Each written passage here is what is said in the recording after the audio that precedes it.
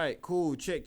Hello to anyone and everyone that is listening into this podcast. Today we've got a very special guest, and who goes by the name ItsNotDenon.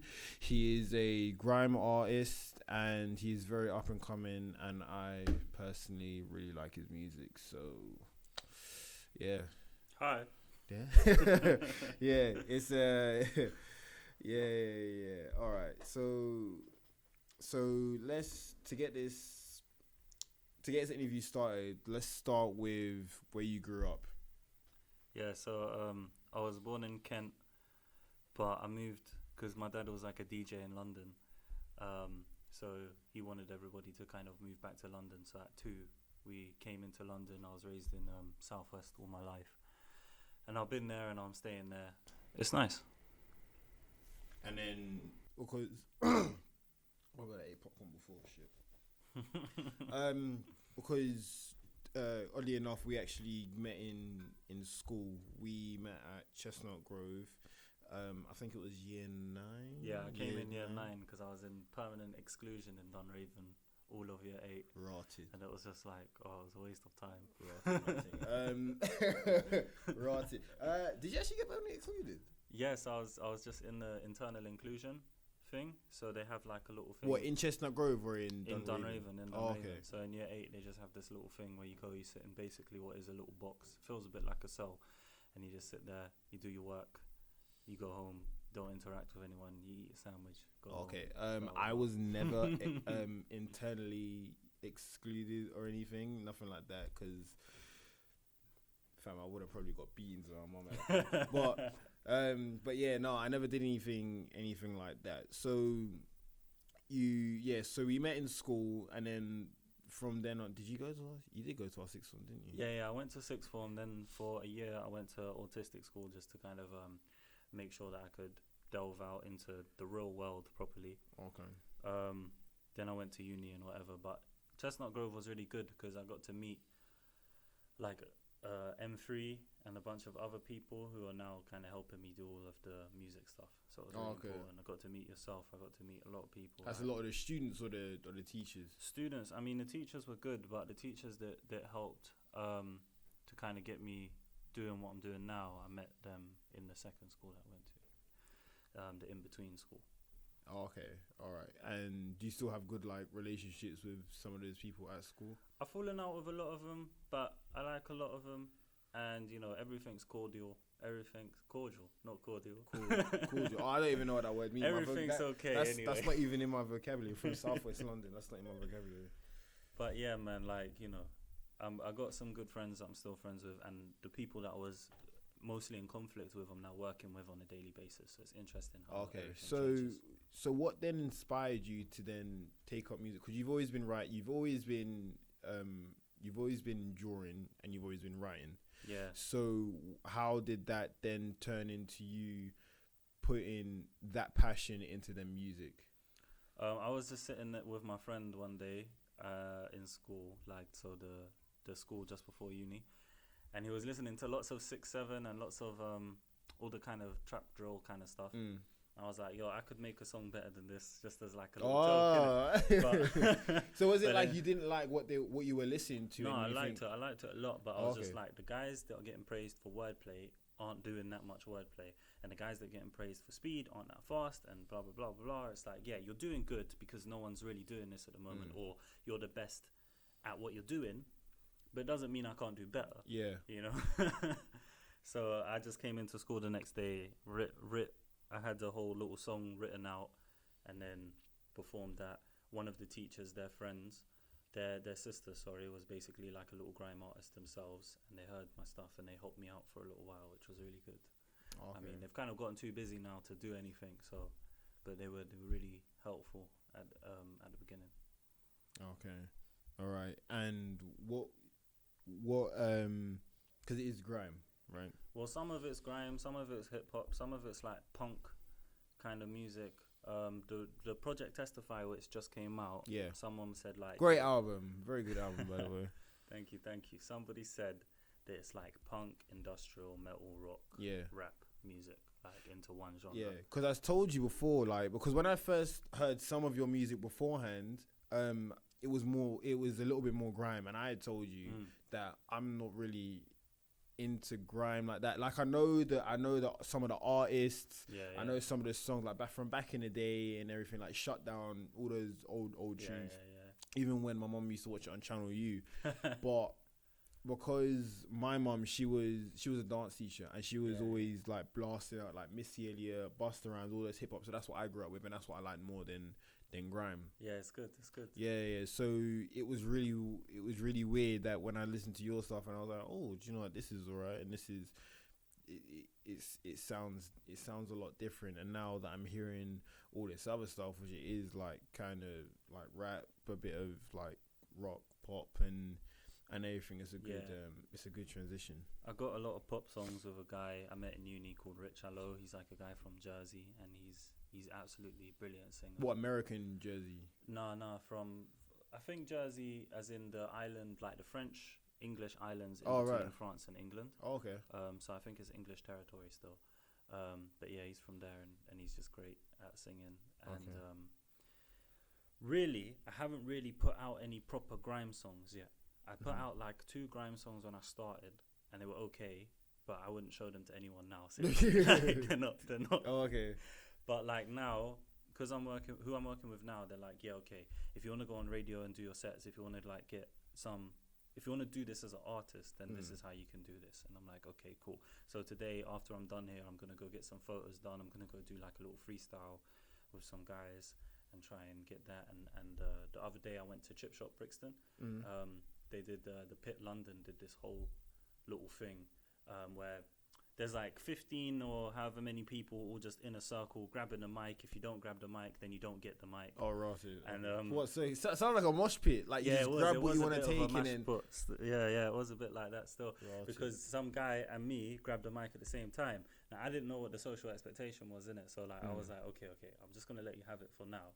He tried to pass it to some other guy, but the other guy was just there to watch. So then I got to grab the mic. Oh, okay. So you gotta be quick. Yeah. Oh, okay. Because I was not quick enough, but I got to grab the mic. After that, I think the guy was getting angry at me because the guy that I went in there with, he was like, he was saying that they were looking at me the whole time because I had grabbed the mic at the same time as him. He was getting stressed out, and so it was going to be like a little bit of a confrontation. The host came in and started making jokes and everything. Yeah, to kind of break it up. Like, come on, man. Like, but I think like even stuff like that, like it gets fucking heated. Like when it comes to anything that's conversation. Well, that comes to anything. If it could be a sport, it could be. Well, it is a sport in my opinion, isn't it? When you do when you do in the bars. And people want to get their shit out there. Like if we used to play basketball years ago. Like we had some. Nobody used to cry, but fam, we used to get pretty some upset. People would go like we I was one of them people. We used to get a bit aggy. Like come on, man. Like you're the tallest person in there, and you can't grab the ball. Like we used to swear and shit. So.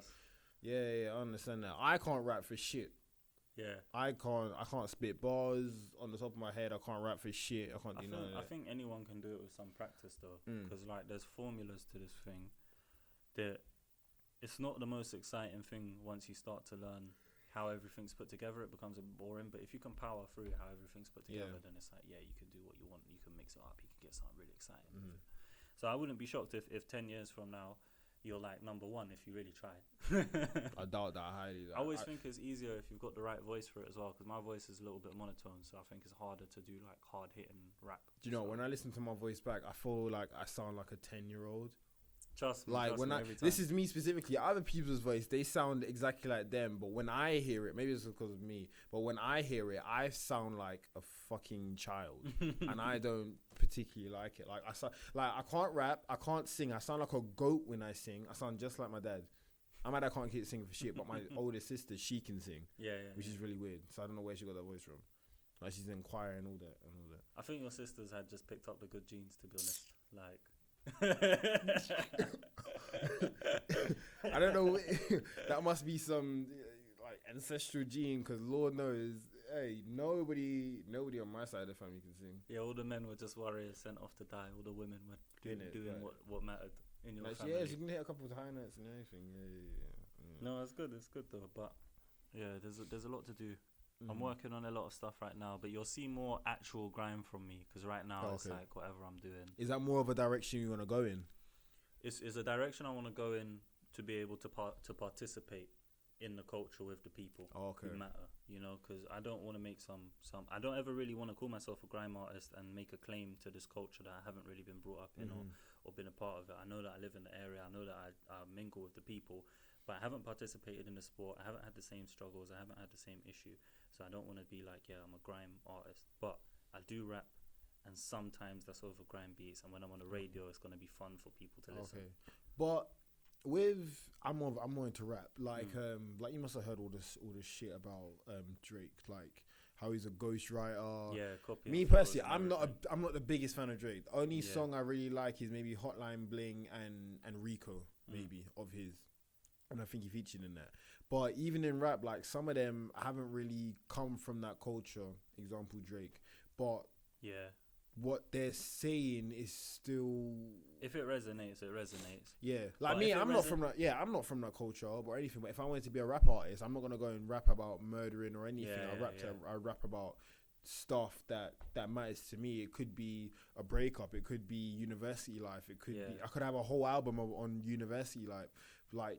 Do you not think that do you not think even in the grime genre, like even if they're not from that background, do you think that they could still do grime? Someone that's brought up in like Cambridge North. I think grime is accessible to anybody, and you can do whatever you want to do. That's one of the big tenets of it. But it's also one of the things that causes its downfall, is that you have a guy who comes in and he says, look, this is my life, this is what it is, this is the talent that I've put in, and this is the hard work, the do-it-yourself attitude that I have. And then you have another guy come in right after him who just talks about the same typical stuff that you get in rap and hip-hop. Yeah. And then it's just like, which one would you rather listen to? Which one would you call authentic? I would call the first one authentic, in my opinion.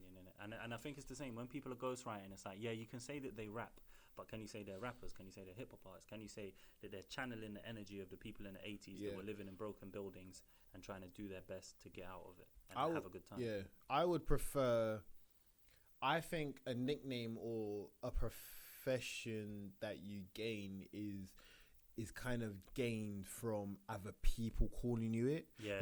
I would really like, I'm taking up photography. I'd really like to go in photography. I'd really like to travel and be a photographer. But when people ask me, oh yeah, what do you like, what's your hobbies or what do you do? I was like, oh, I'm into photography. I don't go and say that I am a photographer because I don't know, to me it just doesn't sound right. I don't know if this is pride, but to me it just doesn't sound right. If you're like, yeah, I'm a rapper, I think like when other people would be like, oh yeah, ItsNotDenon, like he's a rapper, like, and everybody else calls you that, I think that's when you've really grasped, like, you've become that thing. When you've got a couple people, maybe if it's only like 20, maybe even 100 people, and they start calling you that.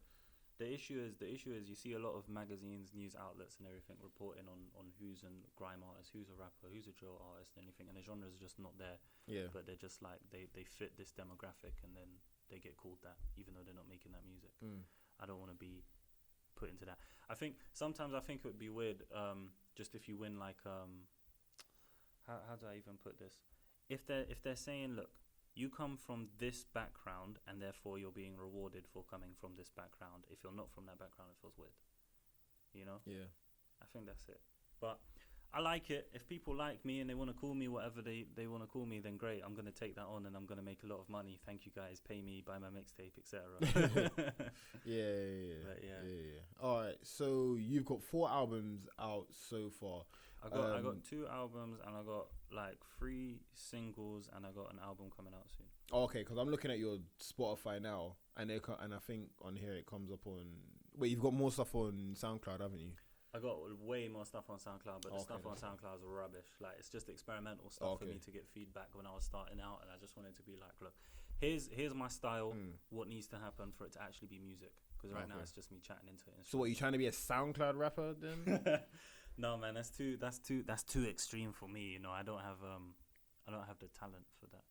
As weird as that sounds. What talent? I see some guys on SoundCloud. I ain't got no fucking talent. I'm not gonna out name them, like, they ain't got no talent and be like, it only takes like one person to listen to one song and then all of a sudden, like Lil Xan, I have no idea what his music sounds like. But to have the conviction to write, you know, Gucci, I'm rich, I'm gonna shoot a guy, Gucci, do that seriously and expect people to look after you. Yeah, I could never do that. I could never not respect myself or respect myself too much to be able to write down, I'm the best guy in the whole world, even though I don't make any money. I'm Look like, at how oh. much money I have. Like, it's weird. Yeah, yeah, when they're like, yeah, do you know, I'm the best rapper around. I'm like, Are you sure? oh. Yeah, are you sure? Fam, I think do you want to say that to Eminem? Do you want to say it to Busta Rhymes? Do you want to say that to people like Stormzy? Like, it's not. Literally. I listen to a lot of SoundCloud rappers, like lots of guys from Florida. I don't. Because I like it. I think it's, you know, it's just got this. What the SoundCloud scene has is this unbridled rage that just moves in, and an emotional quality and a raw quality that a lot of music doesn't have. The reason I don't listen to a lot of hip hop is because it just feels very manufactured. Whereas them, I think can now tell it's that they're in manufactured. their thing. Yeah, old hip hop. I think I very agree. now is very manufactured. I think maybe in the 2000s to 2010, yeah, but from the 2010s onward, I think it's quite hard to find good talent. I think it's hard to find somebody who even wrote their own lyrics. You know, it's like, if you can't even do that, what's happening? Like, would you rather listen to Zilla Kami, or would you rather listen to Takeshi 69, knowing that Takeshi 69, most of his stuff is written by Zilla Kami? Wait, is it? Zilla Kami wrote loads of the lyrics for Takeshi 69 when they were starting out and everything. So it's like, I would prefer to listen to the guy that writes everyone's lyrics. Well, I don't know. Like, if I was ghostwriting for someone, like, I don't know. But how do people even find this out though? Well, I just found out from an interview that those guys were on. And okay. Who knows? Maybe they're all lying, but it just seemed legit because they all have such similar style, but it seemed legit. But you know, I wouldn't mind doing that kind of stuff because I know people in the grime scene who charge people to ghostwrite right now. But as soon as you find out someone's lyrics have been ghostwritten, it's a bit like, oh, that's not great. Lose respect. Yeah. Because I feel like if you're making hip hop, especially, do it yourself. If you can get your own mic, if you can get your own sounds, if you can do your own beat. Most of the hip hop producers, like Metro Boomin, for example, he's only a producer because he wanted to be a rapper and he wanted to make his own beats for his rap song because he had the right mindset. Do it yourself. That's my opinion. Yeah, fair enough. So when you're writing your music and everything, like, what's the inspiration? Like, is it from life? Is it from? Obviously, it's from life. Well, a lot of the stuff is quite anti-authoritarian. Like, I hate the idea that the government gets to say what's going on in your life at all. I hate the idea that a corporation would do it. So that's why somebody says it has like this little punk aesthetic to it, because no one should tell any individual how to live their life as much as you can. Obviously, there's exceptions, like if you're protecting life, so, you know, murder should be a crime. Yeah. But buying sugary drinks if you're under 16, it doesn't seem like anyone should be able to ban you for that. It just seems stupid. So what about cigarettes then? Well, I don't know. Cigarettes are still a problem. You can make an argument that there's a nanny state for that kind of thing to say, yeah, it's appropriate that we're saving life. But if you really need to regulate, if it's really that much of an issue, just saying, look, you're going to die, you're going to be addicted, this kind of stuff is fine. But I think all drugs should be legalized. I think everyone should be all drugs to do everything. Yeah. I'm not gonna go here and say ketamine, horse tranquilizer, MDMA. I also think that there should be some funding in place to make sure that if somebody's addicted, then there's an opportunity for people to get off of these substances. But a lot of people would say that only maybe weed should be legalized. Reason being, because weed is a natural substance. Everything else is all man-made. Weed is a natural substance maybe in the 70s. Weed is no longer a natural substance for what's being sold to you, what's being tested on. You know, when I can't remember, I read this just an article in general, and it said something along the lines of, what you're smoking right now is just terrible for you. It's not the same thing that it used to be. And unless you know who your dealer is and you've seen him grow that plant, how do you know what he's... Well, so I got told the other day that some dealers even put like fucking glass in your shit. Well, just some people will do something like this. They'll take I always forget what it's called, but you know, you can get these legal highs that you can smoke from shops at the moment, yeah? Well, like they're CBD. not not even that. I always forget what it's called, like spice. You can get spice. Yeah, I heard about that. Spice messes you up, and some people, they'll put a little bit of spice in it so that they can say, no, this is all just normal weed, but it's not. Yeah, and you don't know that until you've had it. But then wouldn't that kind of, if I was a dealer, why would I put something like spice in my shit to then just want to reduce and costs? I might fuck them up Because remember, they're like the weed dealers. They're like a shop. They want people to come back and buy their shit. So why would I then fuck up the product? Yeah, but I mean, we've all worked in retail. How many of us actually care about an angry customer? You know, if a customer comes in and he starts giving you all types of slurs and rage and everything, you go, okay, I'm going to serve you nice. I'm going to do this. I'm going to do that. If you leave, you leave. I don't care. There's 100,000 other people coming into the store. You know, if you're that guy who doesn't care what the government's doing, who just wants money for just you, and who is getting high on your own stuff, I don't think you care that much about your customers, probably.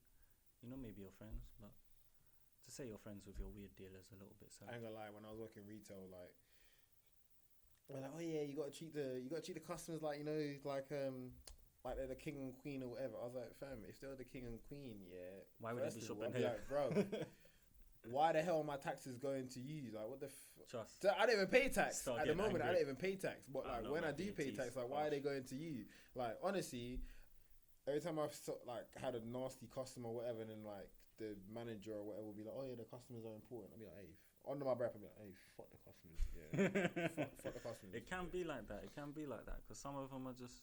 Well, I've been a customer. I know what I'm like. You know, I wouldn't want to deal with me on some days, innit? You know. I know what I'm like. I don't know. Like I might. No, I tell a lie. I've never been in that situation. Me personally, when I've gone out shopping, never had like too big of a situation. Never ever. Yeah. It's always been easy. But especially when it comes to food, I don't like have arguments with the people that handle my food. Yeah, it's dangerous, isn't it? Fam, you're playing dangerous games for me to find some massive slob of snot or shit. Yeah, trust. No. Nah, bro. No, thank you. I don't. I'm alright. It's like, oh, this isn't what. Do you not forget? Just give me the sandwich. Just give me whatever. My mom, she will have no problems like going up there and be like, what? This ain't what I ordered. I'm like, mom, like, don't mess with the people that play like that mess with your food, like. But that's what I'm saying. I imagine that if there's enough of those people in McDonald's who are going to spit on your food, there's enough of those people selling weed. It's just fair enough. Cool. But I'm still think that you should try and do what you can to get a minimum tax rate that is fair on all illegal products, so that you can fund a service to make sure that people who then make the decision to get off an addictive substance do have that option. Yeah.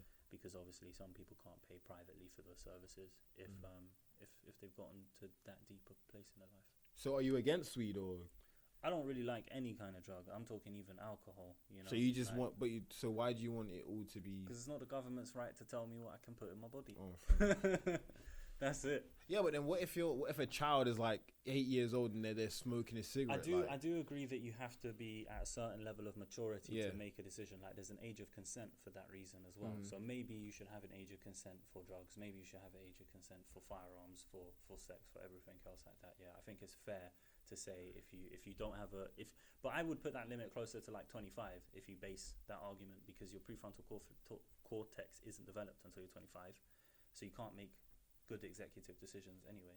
So wait, do you drink alcohol or you have never drink? I don't drink anything. I don't do anything. I mean, sometimes obviously I'm in a room where a lot of people are smoking weed, so I'm probably getting a passive high of some sort.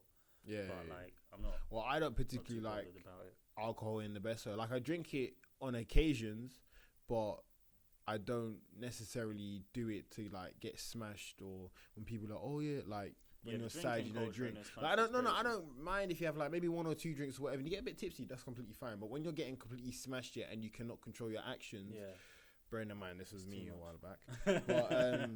But I was in a house and it was controlled. I wasn't out on the street. I wasn't bothering people. I went straight up and I wasn't smashed. I wasn't blackout drunk or anything. I can completely tell. You're not costing a taxpayer anything, first of all. Yeah, I'm not costing a taxpayer. When I when I was working in Domino's, this guy, he was so off his head. Yeah, he came. Basically, there's a entrance for customers to come over to the counter and make their orders and collect the pizza, and then there's another place where all the drivers and all the other staff would go out. So basically this guy came in. This guy is fucking huge, like basketball level huge. Basketball like height huge. So he comes in like, and he starts tapping everywhere. He comes in where the drivers are, where we're making the pizzas, and it took us a couple of minutes. Bear in mind, we can't forcefully put our hands on him because we would get in trouble. Yeah. Because if we did, maybe he can honestly, as big like look, one thing I've learned from anime is that no one is too big to catch a fade. So like I would have clotheslined him. All of us would have clotheslined him, but we can't. And this the thing is, this is all from alcohol. Yeah. Now I'm not saying that everyone that drinks alcohol is evil. All I'm saying is that like if you take it to that extreme, drink responsibly. Drink responsibly, man. Like you're an adult is all. Like, I don't want to be a party people or nothing, but you're an adult. It's the same thing for weed, yeah. If you're doing it to improve your art, if you're doing it to relax, if you're doing it to read the Bible because you're Rastafarian or something like that, yeah, then it's like okay, cool. But if you're out here so high that you can't look after your own kids, you have the same problem as everyone else, and you need to get it fixed. Simple. And I think that's the same. You know, if everybody in our government right now, you see how many they recently did a sweep of the House of Commons and they found cocaine just pretty much everywhere and because of how often the MPs fucking knew it. It's like you know, it's if that's happening and the country's running okay, then clearly, rotted. Okay, you know, that's a bit of a stretch. Yeah, I mean, still it is, but it's like, look, you can be responsible with all of these substances that's supposed to be hyper addictive, as long as you are living a balanced life. Well, I don't do coke because I feel like keeping my actual nose. So yeah, of course. I don't really want to lose my nose. I don't do anything. Yeah, so it's, I don't know, drugs and everything. That's a different situation because there's good and bad for it, but with alcohol, that's something different. Yeah. And how they can how they can get like spice over the counter and like they've seen the damage that it does to people, as in it has the same like effects as I think coke or crack. Like it makes you itch, it can like be you terrible. want more of it. It can be very terrible. It can be very terrible, but they allow this to be sold. But then it's really common among prisoners as well, which obviously isn't helping the rehabilitation rate because nobody's trying to. Firstly, if you can't take it safely, you're hiding it. If you're hiding it, you're not taking it safely, and so you're just in a bad position where you'll never get off any kind of substance that you're taking, and you'll never be rehabilitated because your life's just not in a position where you can trust anyone to help you. This kind of goes on to my next question actually. So you are on the spectrum. Yeah. And for anyone that doesn't know what the spectrum means, it means the autistic spectrum. And I have Asperger's syndrome. Okay, do you want to explain what that is? It's like a social processing kind of disorder and things like that. For me, it affects me I have really hypersensitive skin all the time. So when people touch me, it can be highly irritating to the point where it's like, you know, someone like a cat kind of clawing against your skin kind of thing. Also means I've got processing delay, so somebody will ask me questions and I just won't be able to necessarily understand without some clarification. There's also the common example is pull your socks up. Yeah, that phrase means get to work, do whatever you're supposed to do, blah blah blah. For me, first time I heard it, I thought someone was asking me to pull my socks up, because why wouldn't they be asking me to pull my socks up? So it just leads to a lot of confusion and it leads to a lot of clarification issues. So I really need whoever I'm working with, like I've tried my best now to get a manager kind of thing, and somebody is helping me out just to make sure that yes, I understand what I'm supposed to do here, yes, I understand what the social norms are, yes, I understand how I'm supposed to act in a situation. Because if I was just acting like me all the time, man, I'd be some animal basically. So how has that affected you, like from younger years up until now, basically? Well, I mean, for example, we were talking about our uni kind of before this started, and I had an issue with a teacher who more or less kept bugging me about my private life. People can send a hate mail and stuff if you want. But they kept kind of bugging me about my private life, asking me questions, trying to involve me in a group and everything. But for me, that was just more stress because I find socializing quite stressful. I find it difficult to have to track everybody's movements, to know what they're saying, to know what their intent is, to understand what they're thinking, so that I know if I'm responding properly. Blah blah blah blah blah. And so for me, that just led to more and more stress, to the point where like I don't want to get up and go to uni because somebody's going to try and make me interact. Whereas if I could just sit in the corner and interact when I want to interact, then that's fine, isn't it? There shouldn't be any problems, but there's just such a social expectation. They shouldn't have forced you to do something that you don't want to do. Yeah, there's social expectations in this country that I just can't meet because I'm autistic, and it's difficult. But, you know, you power on, you get some therapy, you move on, you do your best, work harder, that kind of thing, and you'll be all right. And this therapy helped? Yeah, definitely. I mean, there was a point, like, you should know from when I was in school, where I just wasn't coming up to school very often. I get there really late every day. It's just because I couldn't get a shower because my skin was hurting too much. Couldn't do this. Oh wow. Couldn't eat properly because a lot of people with Asperger's syndrome and autism have stomach problems as well, sleep problems. So is that same sensitive stuff happening internally as well? Yeah. Oh wow. Because your stomach has the most nerves in your entire body, and it's just messing everything up. So every time I'm eating, it's like painful basically. Oh, okay. But Having therapy, because a lot of it is a mental issue as much as it is a physical issue, because it's not fully accepted what's causing it. Most people are getting closer to saying it's a genetic issue now, but I don't think that it's widely accepted everywhere that that's the issue. Some people are saying it's gut bacteria, blah, blah, blah. But there is just a mental component of having to understand what you're doing, having to ground yourself, having to be reasonable, I suppose. Which obviously means putting in a lot more work than the average person, which means being more fatigued more often. Because you have to consider more about what's going on. But having that therapy really helped me just kind of reduce all of those symptoms a bit by being able to be more comfortable in those environments, put less work in, and be better at channeling whatever issue was going on. Yeah. But I mean, I have some anxiety medication now as well, because I was suffering from depression and anxiety for things related to being autistic. But now I'm on some medicine. It's good. I could have never gone into like the pit, Chip Shop Brixton, the pit, to really mess around with the mic and everything if I still had that anxiety medicine, because somebody would have just touched me. I would have freaked out. Yeah. Had like basically a panic attack, but it can be quite violent. I got into a lot of violent confrontation. I've been arrested a lot of times just for having what are essentially panic I'm assuming attacks. that's because they didn't know that. Yeah, they don't know, so they just assume I'm being violent or I'm on drugs or something else, and it's like I'm barely even in control of my body at that point, but there you go. That's life. It sounds like a very difficult life, to be honest, because it has obviously like you can't really, like, people can help you as much as they can, but they can't experience what you're experiencing, so they can only help you to a certain degree, so most of it is kind of up to you. And as well, because people are so used to helping what you say, like neurotypical individuals, they're not going to be great at helping me, and they'll get offended if they can't help me for some reason. That's just how people work. But so it just ends up causing more trouble if somebody doesn't know how to help you, There you go.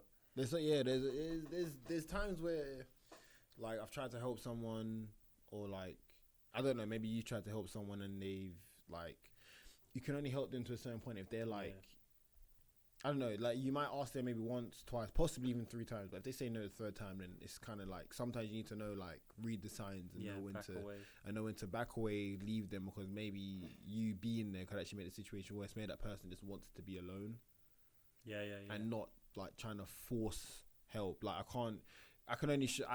you can only show someone the door. You can't push them through. Yeah. Well, I'm gonna say close that. You can't close them through it. But like, you have to be ready to receive help, and you have to know that help is actually help. Because a lot of people, if they don't know you, maybe you've done this all before already and it hasn't worked, and they're just like, no, they don't believe you for some reason. That's just how people are. It's fine. But I think it also kind of leads to a lot of my music positions, in the fact that a lot of authority, how does it affect your music? A lot of authority, a lot of fans, a lot of friends, a lot of people who I've just worked with have never been able to make decisions that actually benefit me while they were in charge of me. And so I'm definitely anti anyone being in charge of me. So this is your thing. This music is your thing. You want to try, you want to make a career out of this, and you want to do it. You want to do it right. You don't want anyone to tell you that, oh yeah, you can't do this because it's not a good look. No. I like advice. I'll take anyone's advice. Yeah, that's it. That's different though. Advice and what's it? Direction. Yeah. If the government comes and says, look, these drugs are bad for you, this sugar water is going to kill your kids, blah, blah, blah, and then you can make that decision. It's like, yeah, that's great. I'm going to make that decision, and I'm going to look after my kids in that. If you tell me, no, you can't have it, then how do I know? I've never had it. I need it. It's a childish approach, maybe, but it's important to have your own direction. So for music, it's really important. So what about like would you ever sign to a label? I think so, but I don't want that to be the long term for me. Obviously, for what I'd like to do first is, I'd get a label. I'd get the money that I need to set up. Your own label, or? Well, maybe my own label, maybe my own studio, just whatever works. And then as long as I can put out money and get paid for it.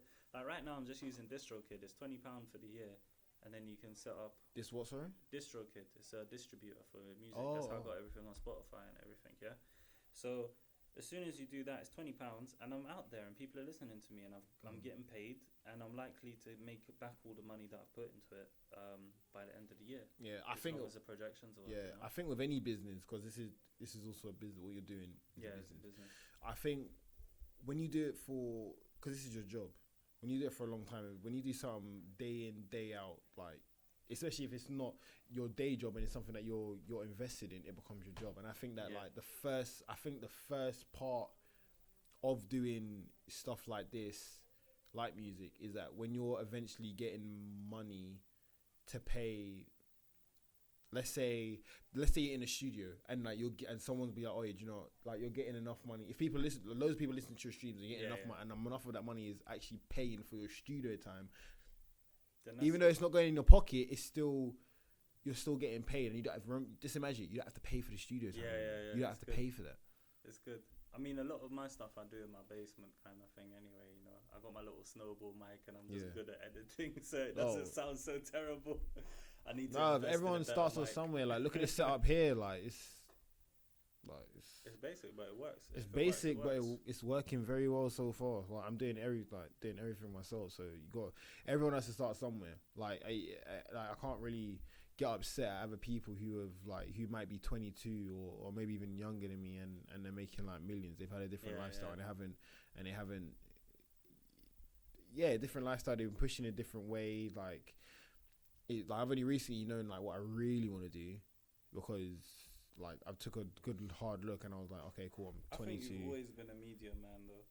I could never see you working outside of some kind of media. Mate, I wouldn't like retail.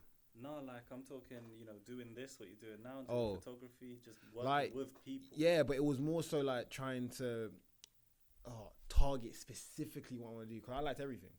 I liked everything. I did dance when I was younger. I did carnival with my granddad. I did loads of other things, and I couldn't really pinpoint. And then what kind of took it off was I was in this what was it? It was like a camera training thing, and like they were showing off all the equipment, and then they were showing. I was like, yeah, you know, this is really cool. But then I had to think to myself, okay, when I really look at it, do I really want to be on a film set for like 10, 12 hours a day? Which I've done already, and I did not like it whatsoever. But the end result, yeah, but the end result was alright. But I'm always gonna be under someone.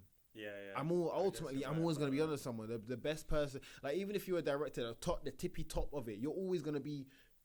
Let's say it's for Warner Brothers. Warner Brothers is then gonna tell you. I don't want anyone to tell me that. So the best way, I thought to myself, I was like, alright, cool. I really like taking pictures. I like doing some funny videos or whatever. And one thing I do know is that I can like the shit out of some stuff, and I like to talk. I like to entertain people. So I then did this, and then I was like, all right, cool. I'm gonna do this. I'm not gonna stop. I'm not gonna be like, oh yeah, if this episode doesn't get like this amount of views, and I'm gonna stop and then try something else. No, I'm gonna stick to this, see it through, and then put enough work into it. It will work, and I will be able to make this a living and. 100%. Yeah, but it wasn't even. And the thing is, it wasn't even about the money at the first. It was more so like I'm hearing loads of these other podcasts. I'm hearing like all these other views and everything, and the conversation that I have with my friends and all the people that I know that are in professional backgrounds. Like they're just different, and they're not the same. And I feel like a certain voice isn't being heard, especially for young people like us who were born in the 90s, who weren't born in this technology, who weren't born in like the early 2000s, the late 2000s, and grown up with this. It's like the tech was there, but we couldn't afford it. Yeah, we couldn't afford it. What happened the minute we finished school? What did everyone hop on? Hot on MSN or Bebo. Yeah. Some of us knew Facebook, and not really like that. Not really like that. I didn't get Facebook until maybe 2012, maybe around the same time. Yeah, around the same time. Like we didn't know. Everybody hopped on MSN. Why? Because it was the easiest place to talk to other people. Yeah, 100%. We didn't want to go home. We wanted to chill out. Yeah. Wanted to chill out. So it was kind of like that. Like we're not old enough as well. We're not old enough as well to know other stuff like the Cosby Show, all the stuff in the 80s, because we weren't born then. The 90s was when we had the internet. It was. Nobody knew what the fuck what the internet was, and so it's kind of like I just want to get that voice across. I want this to be mine and give other people a platform as well. Because there's people at our age who are just whizzes at it, and there's people who have never really touched anything. Yeah, I It's do so think that like if interesting. you can't expect like in this day and age, social media is everything. Yeah, yeah, Let's forget about the internet. Let's talk about social media. yeah. Even though it's yeah. kind of part of the internet. Like with social media, like if you can't get with it or understand it, and you're trying to make a career out of whatever the fuck you're doing, you are not gonna succeed. Yeah, You will honestly no, not. 100%. Like people that are like, let me try and think of a really old person. Sylvester Stallone. You would never think Sylvester Stallone to have an Instagram. Why does he have an Instagram page? Yeah. Why would he's in his 70s? What's the need anymore? Yeah, what's the need? No, it's to keep up to date, keep relevant. Yeah, Yeah, the guy is still 100%. relevant, but it's to keep relevant. It's 100%. it's to interact with his audience and whatever and then obviously all the people that watched him in those old Rocky movies as a kid will be really old now. Will be old, not really old. Sorry, not really old, but they'll be older. Old enough. Old enough, and they'll be like, yeah, do you know what? He's my hero. Yes, I'm gonna make it Instagram. I'm gonna follow him, and then like this is how you use Instagram. Like Then you start getting like my secondary great grandmother, incomes. she's what 80, 81. She ain't ever gonna use social media, and I Yeah. hope to God I hope to God she's not on social media, but unfortunately she is. She's on Facebook. She pokes me like 4 or 5 times a week. I don't know why, and then she has the audacity to be like, "Why you poke me? You poked me for I don't know." I'm pretty sure she doesn't run it anyway. Crazy. I'm pretty sure she doesn't run it. No, I need to get my social media popping so I can start advertising stuff and that. I mean, Yeah. I'm working on like three or so different albums at the moment. Can we get the names of it? Yeah, so What are they? it's- Your albums or you featured? So one of them is gonna be a feature album. Yeah, so I Okay. should have I've got a minimum of 4 right now. I'm just waiting to make sure everybody's on board. Is for But your the max is like 12 people should be on it on. on my Oh, okay. tape. So I'm making most of the beats for it. Okay. I've hired I've got like one guy making beats because that's his thing, and I've wanted to work with him for ages, and he works with other artists that I want to work with as well. So it's Okay. just easy to do it like that. But I'm making beats at the moment, and then I'm gonna have an instrumental tape out as well. Okay. So that should be like 20 different beats for people to just hop on and everything, and I'll have that properly done. Like that'll be nice, good quality stuff. And then the other thing is just gonna be like a little passion project kind of thing. So Okay. we'll work. It's a little bit harsh, but it's not harsh. See, mate, if I could sing or rap, hey, bro, like, be on that. Oh, you bro. do the camera work at some point, innit? Yeah, well, It'll be good. shit, Negro, that's all you have to say. That's all you have to say. But yeah, man. okay. I need more videos. I need more videos ASAP. If I can get more videos, I can promote everything better. Everything's good. Yeah. you know? So is this 2019 or is this 2020? Like, Look, I mean, it's gonna take however long it's gonna take, innit? Okay. Because some of these people, I've worked with other artists before, yeah. But if you look at my releases, there's only one artist there that's actually out there, and the reason is what episode what feature is that? so Rich Hello. That's the guy who's the quickest guy to come back and get everything done. Oh, okay. Because I've got people who have sent me recordings and have found the time and have committed to it, but then getting it to where they want it is so far away to how I want it that it's just like, oh, that's not coming out for years. Not until we can get past just the quality issues, basically. Okay. What we're thinking about in it, Yeah. So it might take a while. I'm hoping that a lot of this stuff is done in 6 months. Whether it's out in 6 months, who knows? But a lot of it should be done. When you see me, you'll see me do more appearances. You'll see me on the radio more. You'll see me doing more shows from the 6-month point and onwards. Okay, that sounds really good. That sounds really. But for now, Project Testify. Listen. Okay, all right, yeah. Project Testify. It's not dead, and that's that. Yeah, That's the main thing there's I'm bops in pushing there. now. They're all bops. They're all bops, really. But yeah, it is really good. So, like, so you've got these new projects coming out. You've just released Project. When did Project Testify come out? Yeah, Project Testify came out like a month ago. Yeah, about a month ago. So like, and all these other like artists. Oh, actually, that's one thing. So, what like kind of difficulties have you faced with doing all this music? Yes, you've done it yourself, but like, what difficulties have you faced with your music specifically, and also working with other people? You don't have to out any names. There's been cancellations. There's been so many cancellations because I don't have the clout basically yet. So they're like, yeah, you're booked in. This is your slot. This is cool. This is done. and then someone else wants the same slot and they've got 1 million followers or something, and it's just wow. like, yeah, I'm not. Obviously, they're not gonna book me. They dropped even me. though you booked it first. Yeah, that's just how it is for some of these people. I was supposed to do something in Pop Brixton with a friend of mine, and yeah, we just ended up getting dropped. So wow, it can be really harsh because these guys, the guys that host here, there's some guys that are really safe and they'll do everything for you to make sure that this is like art, and there's other guys who just know you make money, and they just want. And they'd rather have the guy that knows you make money. So that's how it is. Surprisingly enough, there's actually been language barriers for some people, like just trying to talk to some people. Communication or language? Like literally language. Yeah, there's been artists that have come in from just like South America, from Africa, like West Africa mainly. But then these people, when you try and ask them, oh yeah, you want to make a track, you want to do this, you want to do that, they get slightly lost in the conversation. Oh, okay. And it's like, oh man, you need to pull up Google Translate sometimes just to make sure that it's working out. I know, like that's what I'm doing in Spain. Like I was like, I put up the Google Translate every 5 minutes. I got some Italian friends from when I went on holiday there a while ago, and trying to get them to do any work is like, yeah, okay, they've done the work, but they did the complete wrong thing because it just got lost in translation. Oh wow.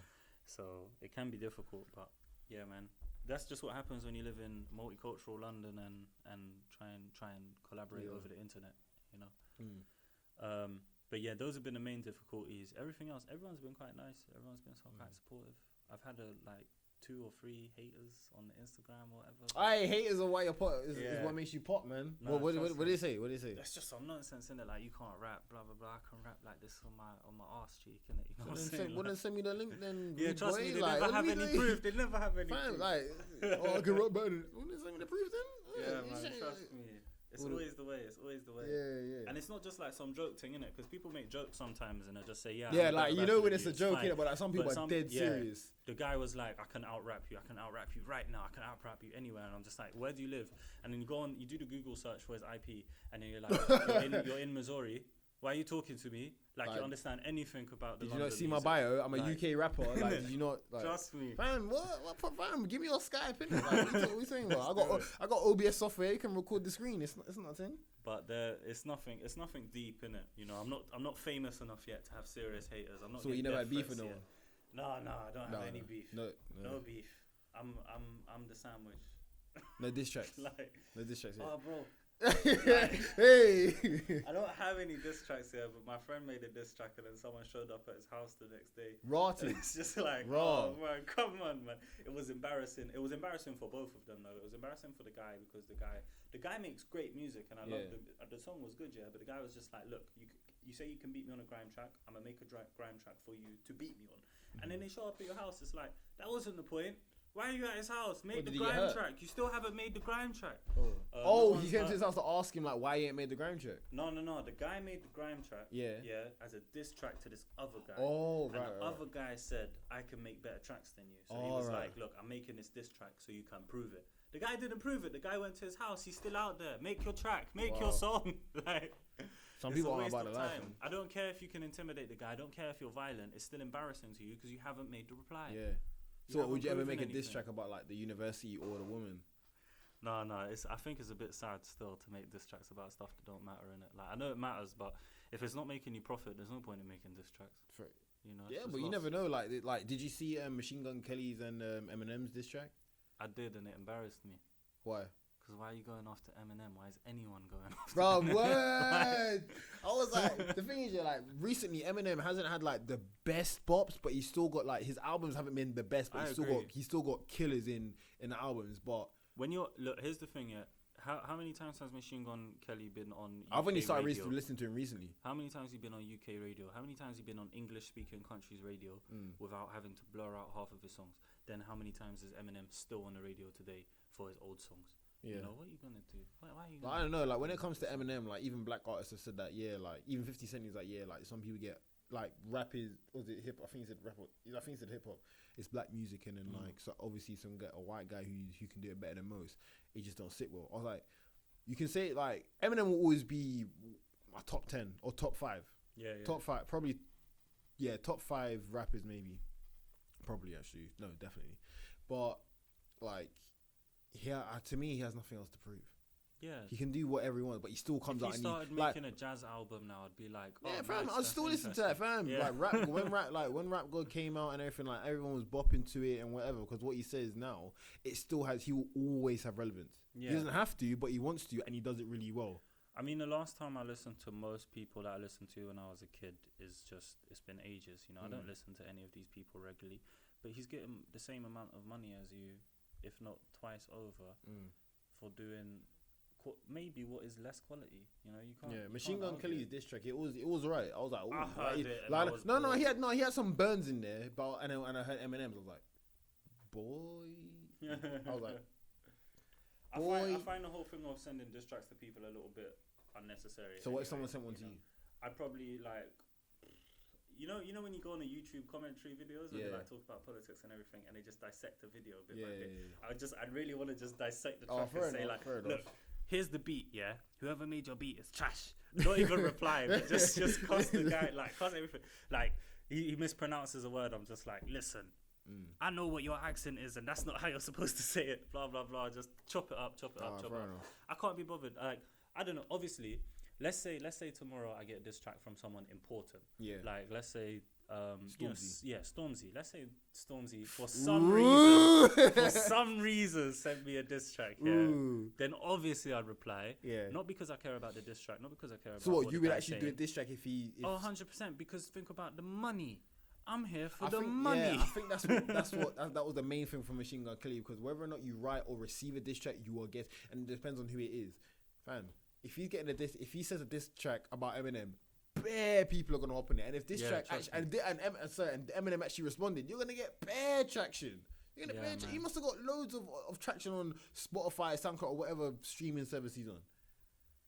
And then you're getting paid. I don't know how Spotify works for streaming money wise for the artist, but you know these guys when they do these videos, they can spend like £1,000, £10,000 on a music video, for that diss track. So you have to make more money than that. Yeah. Right now, I wouldn't make more money than that. Fair enough. But if I could, it would be like, yes, I will 100% want to make money. So who you listening to now? Like I said, UK, American, Italian. I'm listening to loads of American guys on SoundCloud. I'm listening to Zodiac. Fuck It is the guy's name. That's his name? Yeah. Fuck. And Kamiyada and all them people. And I'm listening to like the artists that are my locals kind of thing, like the Dirty Dogs, yeah. I'm happy that this guy's kind of in my circle, I guess I can call it, because the guy's music is just so good. It's just so good. I think. Yeah, because it resonates with you. Not just because it resonates with me, but it's technically amazing. Like the guy is chopper kind of style, so like Twister and stuff like that, yeah. But he's doing it on the UK grind beats and everything like that. And the guy, technically, I think might be the best rapper in the UK. To get the technical prowess, might be the best rapper in the UK. He's just started to blow up and getting like 100,000 views on his videos and everything. The Dirty Dogs. Dirty Dogs. Like, guy is amazing. He's getting it on SoundCloud. So he's got a few songs on Spotify. Most of his stuff is on YouTube. Like he's been doing this since he was like 16 at least. But he's really picking up now, and he's really great. I listen to whatever's on the video game soundtrack, obviously. Oh, fair enough. Alright, do you know what got me into Need for Speed Carbon? Oh yeah. Do you know I was watching a trailer for Assassin's Creed Revelations and Woodkid, and then that's what kind of back years ago. I mean. When that trailer came out, and I was like, what? What? This song is bad. I listened to it and I'm in the gym. I'm like, wait. Yeah, trust me. That is fire. Okay. Yeah. I've got some American fans now as well, and they say that I'm on their gym playlist and everything as well, so that's nice. That's always feeling good. That is always nice, because like if I'm listening to, obviously, like for them to come out and then say like, oh yeah, like I'm listening to you in the gym, like they're listening to you. Ultimately, they're listening to you. Oh shit. It's not just, I've sent it, you've listened to it because you wanted to just be updated or anything. It's like, no, you actually properly like this, you follow this, and you're showing your friends. That's great. Thank you. Best fans, I'm currently listening to, recently, sorry about the muffin, I'm getting my laptop fucking charger up. Recently started listening to Billie Eilish. Yeah, that one song. Bury a Friend. Oh, no, what's it? Where she goes, is that what it's called? Yeah, bad guy. Yeah. Alright, so that one song, that it's not a bop. It's not the best bop. I only listened to the remix of it where they put "We Are Number One" instead of the main theme. Yeah. Like Okay. the meme remixes. It's not a great bop, but it's alright. Her "Bury a Friend" I really like. Yeah. But this I searched her up the other day, and this girl's 17 years old. She's younger than my sister. Don't get any bad ideas. Alright, let's listen here. This interview ain't for me. This interview ain't for me. This interview ain't for me. I've had this conversation. I've had this conversation with someone. The ages in your. Yeah, I know. Look, people. But I researched. I only was like, oh yeah, let me go and research who this girl actually is because I'd never heard of her before. She's 17. She's in the UK. She's 1,000 miles away. No way I'm getting anywhere near her. So let's put it out there. Yeah, no, I was searching up. She's only 17 years old. Yeah. And she's got what, like 23 million on Instagram. The pressure must be immense. Yeah, Right. apparently the reason why she wears such baggy clothes is because she doesn't want the media to like objectify Comment on her body, and I was like, do you know what, that's smart. Fair enough. It's kind Fair of enough. sad, but that's how it You is. said, why do you think it's sad? I just think it's sad that you have that much pressure and people harassing you all the time. You know, I don't want to get harassed. I'm wearing full niqab if I get that famous. Yeah, but if you were to get like that famous, I don't know. You kind of have to be ready for. Obviously, nobody knows they're going to be mad famous, but when you are, you have to expect that pressure. Yeah. You will have to expect that pressure. But Like I'm just gonna start challenging all the media to boxing matches and stuff, innit? You know, we'll see what happens. Yeah. Start knocking them out. Okay. Innit? Being Well, like, yeah. who wants to fight? Well, Billie Eilish, listening to her, Still take pictures. seeing what all the hype is about her. Vince Staples, JID. Yeah, JID is really good. Off the Zonkeys JID is is very good. Obviously, I've been listening to Ski Mask, The Slump God, for ages. Ooh. I don't want to say like at the beginning, innit, because I wasn't there at the beginning, but I've been listening to this guy for ages. And when he was making all the songs with Keith Ape, it was great, man. Listening to the Korean rap was hilarious, and it was great and it was good. But yeah, man, I listen to those guys a lot, and I think those guys inspire me in a lot of the ways. Yeah, Kendrick to fan. get that. I'm not a Kendrick fan. What? Kendrick fan. I don't like a lot of what is considered like traditional hip hop, but made after like 2000.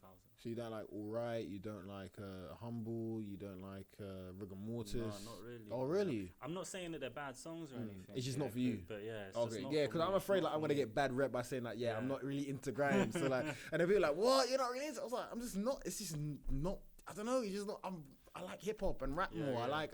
Makes sense. Yeah, I like electro. I like house and Dance music. like dance music and like stuff like Gorillaz, which is like alternative. Gorillaz like is good. yeah, Gorillaz Gorillaz. is always good. Gorillaz has always been good. Man. It's always been good. All right then. All right. Is there anything else you want to talk? I don't think there's anything else I can really Well, I ask. just want to say, it's really important to focus on this music, and I'm really happy that everyone's kind of paying attention. I'm getting some money for it, and that I can progress. And I just want to say, look out for what's coming, because I'm making a lot of good music. I'm making punk stuff. I'm making hip hop stuff. I was messing about with a flute the other day just to sound what it sounded like, to see if I could use it. You know, I'm doing all right, and thank you for having me. Yeah, okay. You know, That's fine, man. We're gonna get you on there again. Yeah, bro. We're definitely gonna get you on there 100%. again. When I'm richer and I'm more famous. Yeah, what we're gonna do is we'll get you on the we'll get you on the T-Cast Raw version. That's what we'll do. Good. Yeah, because this one here, this is just for interviews. So the other one is more talk about like some raw stuff. You can say whatever, and we just talk about random shit, to be honest. Or stuff that's happening in like pop culture mostly, to be honest. Yeah, for which I'll probably be oblivious to, because I'm too busy sitting in my basement trying to make music. Yeah, fam, you're grinding, working, everything, man, everything. So, is there any shout outs you want to give? Yeah, man. So recently, The Minority, that's M3, that's Dirty Dogs. They've brought me in and they've been helping me do everything I need to do. So listen to all of their music because it's amazing. Yeah. Listen, just yeah. Just listen to them because it's great. Okay. Everything. If you see me work with someone, listen to them because they're good. Okay. You know, that's it. All right, That's it. cool. Thank So, you, guys. where can we find you? Where can we find you? So my Instagram's It's Not Denon. My Twitter's It's Not Denon, but it's at Denon Matson. But yeah, I'm on Spotify. I'm on Apple Music. I'm on everything to listen to my tracks.